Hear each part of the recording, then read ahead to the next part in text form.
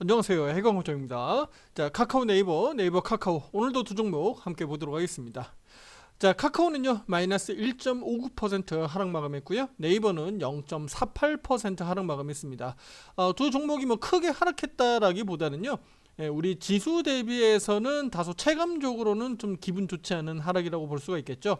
최근에 지수가 단계별로 오름세고 코스피 지수가 2600포인트 위에 있다는 점에서 놓고 보면, 야, 우리 카카오 네이버 왜 이렇게 못 올라가냐, 오히려 역으로 거꾸로 내려오는 모양인데, 다소 좀 아쉬운 네이버, 그 다음에 카카오는 최대한 버티고 있는 정도의 흐름입니다. 다만 이제 오늘 카카오가 마이너스 1.59% 하락하면서 5선까지 일단 이탈하는 그림이고, 43,000원에 대한 불확실성, 다시 한번 또 이탈하는 거 아니냐라는 불안감을 줄 수 있는 하방 압력을 좀 높여가는 그림이다 정도 보실 수가 있습니다. 자, 그러면 오늘 우리가 보셔야 되는 것은 계속적으로 이 업종에서 우리 네카오로 들어갈 수 있는 수급들을, 어쨌든 간에 이 시장에서 한정되어 있는 이 수급들이 빠져나가고 있으니까, 그럼 그쪽 수급들이 다시 네카오로 들어오려면 지금 들어가고 있는 이쪽 업종에서 좀 빠져나와야 되거든요. 그러니까 쉽게 얘기하면 우리 반도체 업종인데, 반도체 업종에서 급등으로 가지 않으면 되거든요. 자, 무슨 얘기냐면 바로 삼성전자, SK하이닉스를 얘기합니다. 네. 그 무슨 얘기냐면, 이들 종목이 어느 일정 부분 올라가다가 야, 요거 이제 단기 고점이다, 너 좀 쉬었다 가라, 최선 횡보를 하든지 뭐 가격 조정을 보이든지 쉬었다 가면 된다라는 거예요. 꼭 뭐 급락으로 내려와야 그 수급들이 네카오로 들어간다는 얘기가 아니라, 단기적으로 정점만 잡혀도요 키 맞추기하러 올라가거든요, 네카오는. 예, 키 맞추기하러 올라가는 거예요. 왜냐면 일정 부분 지수 대형주들이 주가 지수 끌어올리는데 역할을 하면서 먼저 치고 나갔으니까, 그러면 그 전에 사실은 따지고 보면 반도체보다 먼저 위에 올랐었던 네이버라든가 카카오 같은 경우는 지금 오히려 기다려주고 있다라고 봐도 될 정도죠. 무슨 얘기인지 이해되세요? 반대로 보면, 사실은 따지고 보면 원래 네카오가 지금 먼저 올라가 있고, 삼성전자, SK하이닉스는 지금 후발주자로 따라 올라오잖아요. 근데 지수에 큰 영향을 미치는 건 바로 반도체 대장들이니까, 이 반도체 대장들이 움직이면서 지수가 지금 우상향으로 추세를 돌리는 거거든요. 그렇죠? 지금 우상향으로 이제 돌려 세우잖아. 62평 돌려놓고 눌림목 반등 강하게 나왔다가 다시 눌림목 62평 확인하고 지금 이렇게 올라가고 있잖아요. 우리 카카오 볼까요? 카카오. 네, 카카오 먼저 올라갔었잖아. 먼저 튀어 올라갔었잖아요. 예, 그리고 주가가 오히려 되려 빠질 때 또 먼저 올라갔잖아. 이해되시나요? 네이버도 같은 형태입니다. 그러니까 지금 이런 그림들이 나타나다 보니까, 원래는 어때요? 원래는 지수 대형주들이 먼저 땡겨놓고 네카오가 따라가는 입장이지만, 최근의 흐름들은 그 반대였다라는 겁니다. 그럼 지금 입장에서 네카오 주주분들 입장에서는 눈치 봐야 되는 거예요. 예. 그러면 우리 네카오 주주분들 입장에서는, 야, 삼성전자 너 어디가 고점이냐, 하이닉스 너 얼마나 튀어 올라갈 수 있겠느냐, 그 다음에 2차 전지가 워낙 바닥에서 뭐 꿈틀꿈틀만 되지 사실은 크게 반응을 안 하고 있잖아요. 크게 반등은 안 나오고 있거든요. 고작 요거 올라왔었어요. 고작 요거 최근에 보면. 그러니까 우리는 2차 전지도 다소 눈치를 봐야 돼. 왜냐면 2차 전지도 시총 비중이 꽤 높거든요. 예, 우리 코스피 코스닥 시총 비중이 높아요. 그래서 2차 전지도 눈치를 좀 봐줘야 됩니다. 네, 그래서 이들 업종들 투자하면서 체크하시면서, 이들 업종이 그러면 어느 정도 수준에서 고점 잡히는지를 잘 체크해 보면, 네카오에 이제 또 시세가 한 번씩 나올 수 있는, 네, 시점을 우리가 좀 감지해 볼 수 있다. 그러면 일단은 삼성전자부터 먼저 볼까요? 삼성전자 59,000원에 대한 저항 부분들은 제가 우리 네카오 영상에서도 여러 번 말씀드렸고, 삼성전자 영상에서 말씀드렸는데, 버겁죠? 근데 자꾸 치고 나가려고 트라이는 하고 있는데 어렵습니다. 버거워요. 예, 요거 치고 나가려면 제가 뭐라 그랬죠? 요거 치고 나가려면 코스피가 날아가야 된다니까? 요거 치고 나가려면 코스피가 날아가는 구조가 돼야 돼. 그러면 한국 시장이 코스피가 날아가야 되는 어떤 명분이 있어야 되잖아. 지금의 명분이 뭐가 있어요? 우리가 향후에 기대하는 뭐 추경이라든가 이런 것들은 향후에 기대할 수 있지만 당장 기다리고 있는 건 정치적 이벤트밖에 없잖아요. 그 빅 이벤트가 계속적으로 지금 선고일 자체도 지정이 안 되고 있다 보니까 불확실한 겁니다. 계속적으로 불안한 거예요. 그런 부분들을 해소해 줘야 뭐 코스피가 조금 더 그런 불확실성을 해소하고 좀 더 가볍게 올라갈 수 있지 않겠느냐. 물론 이제 장기적으로 막 계속 치고 날아가기는 어렵겠지만 단기적으로는 그 이슈로 인해서 한번 시세가 오버슈팅이 나올 수 있다는 거예요. 그게 삼성전자든 SK하이닉스든 또 2차전지 쪽이든 뭐 네카오든 다 마찬가지입니다. 그럴 때는 한국 증시가 전반적으로 불이 붙을 수 있으니까 그러면 그 상황에서 삼성전자가 얼마나 더 치고 나갈지 하이닉스가 더 치고 나갈지는 우리가 체크해 보셔야 되는데 삼성전자 지금 59,000원에서 저항 걸리고 있습니다만 위로 올라갈 수 있습니다. 지금은 아직 선고일이 정해지지 않았습니다만 탄핵 선고일 정해지고 그 부분이 실제로 현실화가 돼버리면 아니면 그 앞서서 먼저 기대감으로 주가가 올라가 버리면 오히려 그 선고일 선고하면서 당일날 오히려 고점이 잡힐 수도 있으니까 그 점은 좀 참고하시면 좋겠고요. 그래서 삼성전자가 지금 59,000원 넘어가는 것은 뭐 거의 기정사실이라고 좀 보여지는데 넘어가면서 여기가 어쨌든 매물이 좀 쌓여있는 구간들이었어요. 여기가 저항이었고 그 위에가 이제 매물이 쌓여있는 구간이고 사실 이제 실질적으로 보면 우리 2025년도는 65,000원 좀 넘길 수 있겠느냐 정도 보고 있거든요. 제 의견입니다, 투자 여러분들.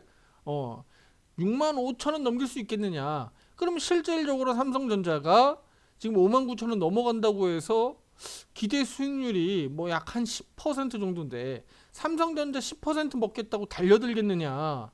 이건 아니잖아, 그렇죠? 그래서 삼성전자를 꾸준하게 내가 모아가면서 배당 개념으로 분기 배당으로 가져가시는 분들이야.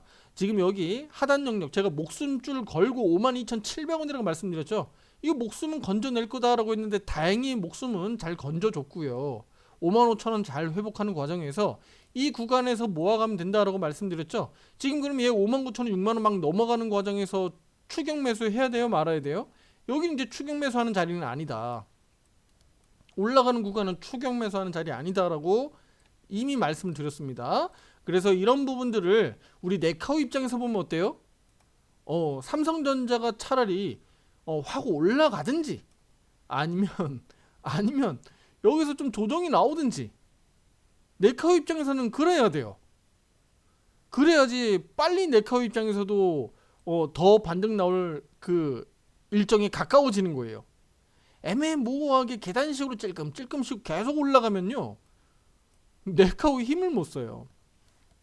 네카오가 힘을 못 써. 왜냐면 지금 거래량이 계속 삼성전자고 SK하이닉스로 붙어버리니까요. 그래서 하이닉스도 마찬가지겠습니다만 지금 단기적으로 추세 하락하고 있는 이 추세 저항 지금 돌파를 못하고 있는데 여기도 SK하이닉스가 돌파하면 어떨까요? 돌파하면 여기 22만원 22만 7천원 단기 저항 여기 또 테스트 할 겁니다. 추세적으로는 지금 좋아지는 그림이 그려지고 있는데 기대치가 지금 단기적으로는 하이닉스도 높지 않다. 그래서 하이닉스도 사실은 조금 더 시간을 좀 두고 보는 게 좋지 않겠느냐. 하이닉스 이제 그 매매를 하거나 또 고려하시는 분들은 참고하시면 좋겠고요. 네카오 주주분들 입장에서는 그래서 우리 하이닉스도 그렇고 삼성전자도 그렇고 올라갈 수 있는 그 단기적으로 올라갈 수 있는 진폭 자체가 그리 높지 않기 때문에 반대로 보면 네카오 입장에서는 떨어질 수 있는 폭 자체도 높지 않겠다, 많지 않겠다라고 보는 거예요. 그러면 조금만 이제 뭐 지지부진하거나 좀 흘러내린다고 하더라도 이들 반도체 쪽에서 단기 고점이 좀 잡혀주거나 흘러내리면 반등 나올 수 있다, 방어할 수 있다라고 보는 거예요. 왜냐면 지수가 문제 없는 차트를 만들어 놓고 있잖아요. 그쵸? 2600포인트 이하로 내려갔을 때 문제가 됐었고 2500포인트 무너지지 않으면 문제 없다라고 말씀드렸죠. 지금 그 그림대로 가는 거예요. 그럼 지금 우리 이 코스피 지수를 어떻게 봐야 돼요? 대세 상승장으로 볼 건가요? 아니면 아직은 박스권으로 봐야 되나요? 아직은 박스권으로 보셔야 돼요. 아직은 박스권으로 보셔야 되는데 대세 상승장으로 갈 수 있는 힌트는요. 지금 보면 고점이 계속 높아지고 저점이 자꾸 높아지고 있죠. 저점이 단계별로 높아지고 있으니까 고점이 단계별로 높아지면 되는 거예요. 그러면 우리 코스피가 박스피로 갇히지 않는다라면 2680.70포인트를 이번에 탄핵 선고 전후에서 한번 돌파가 나오겠죠. 예. 그러면 고점을 한번 더 높여주고 조정 나올 수 있으니까 더 높여주고 조정 나오면 이거 큰 틀에서는 상승 추세대 눌림목마다 매수죠. 예, 여기서 요 정도까지는 말씀을 드릴게요. 더 많이 하면 이 중요한 또 시장 정보들이 다 나가니까. 자, 그래서 네카우 주주분들 입장에서도 어때요? 시장이 저런 분위기니까 지금 조정에서 다시 돌아나갈 때는 네, 계속적으로 신규 매수 비중 확대 뭐 이렇게 해갈 수 있는 정도의 종목이다. 네카우는 절대 나쁘지 않다. 좋다. 이렇게 보시면 되는 거예요. 지금 당장 안 올라가고 있으니까 좀 답답하게 느껴지실 수 있지만 좋다라고 보여지고요. 그럼 시기적으로 2차전지 그러면 올라가면 어떻게 될까요? 라고 물어볼 수 있잖아요. 그것까지 지금 보면서 말씀 좀 드리도록 할게요. 서두 아까 말씀드렸듯이 LG엔솔을 비롯해서 2차전지 관련된 종목들은요. 그동안에 대거 많이 빠졌고 워낙 많이 빠져가지고 이건 뭐 처참하다 싶을 정도잖아요. 정말 뭐 형편없는 주가가 돼버렸어요. 누가 보면 이거 뭐 거의 상패로 가는 거 아니야? 라고 생각할 수 있을 정도로 많이 빠졌어요. 그런데 제가 2차전지 쪽 무시하면 안 된다 그랬죠. 왜냐면 외국인과 기관들도 물려 있어요. 그들도 또 물려서 가는 거예요. 그들도 지금부터 신규 매수할까요? 그게 아니잖아요.